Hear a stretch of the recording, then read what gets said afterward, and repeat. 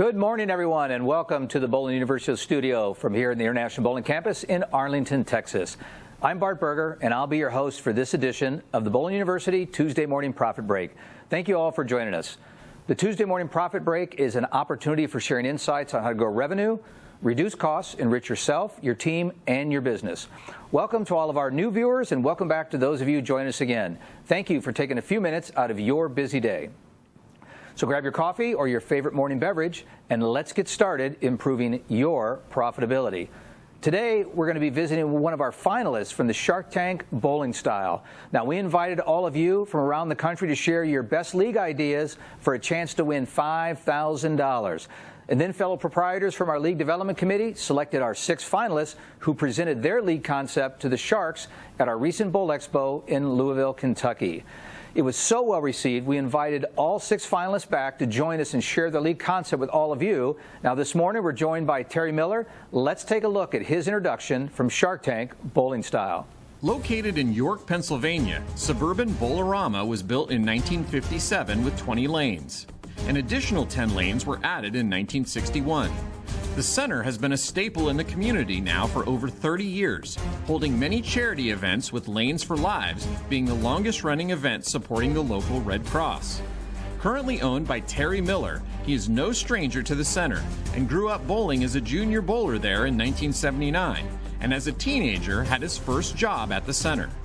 5 years ago, Terry was able to fulfill his childhood dream and purchase the center he grew up in.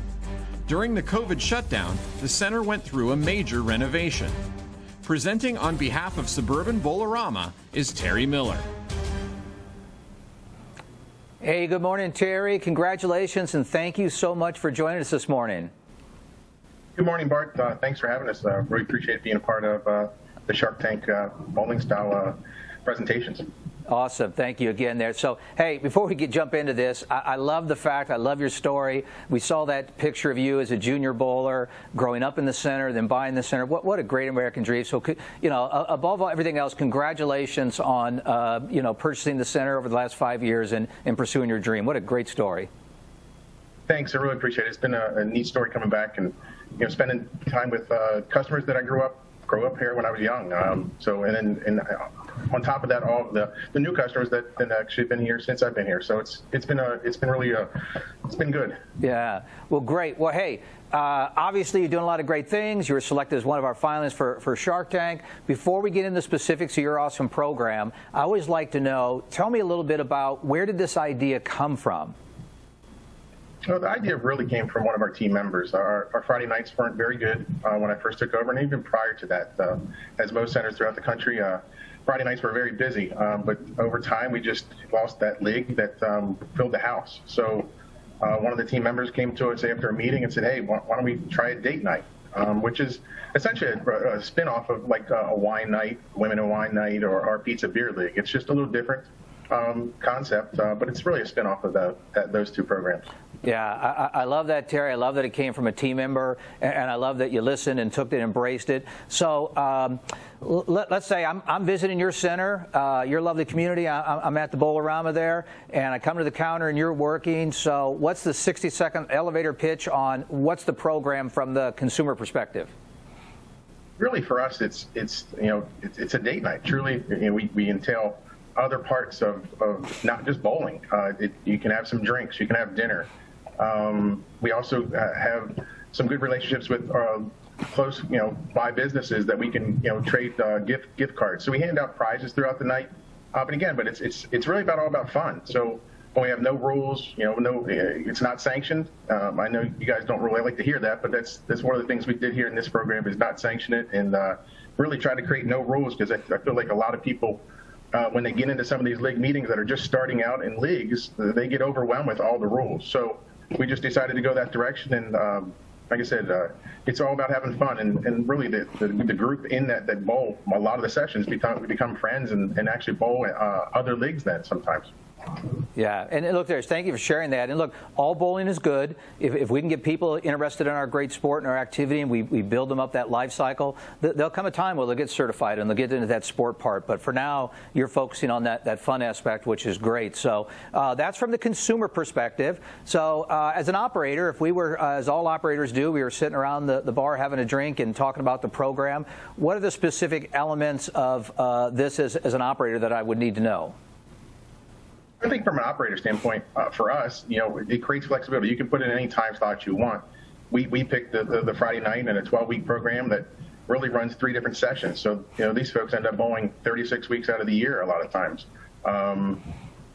It's only two games. It's no tap. So you can bowl an optional third game if you'd like to stick around and practice. And that's what you really see. A lot of the teams stick around and do that together. But I really think the most important part is doing what your center can do best, and focus around that for this date night. It doesn't always have to be about beer and food or craft beer. If it's something else you do at your center.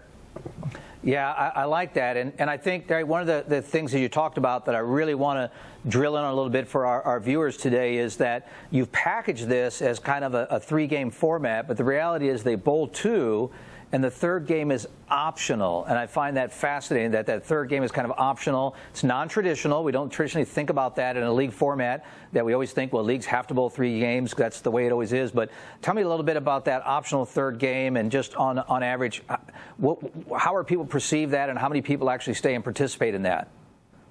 Actually, we do that, in date night. We do it in women and wine. We do it in a handful of other ones, but some of them come in early.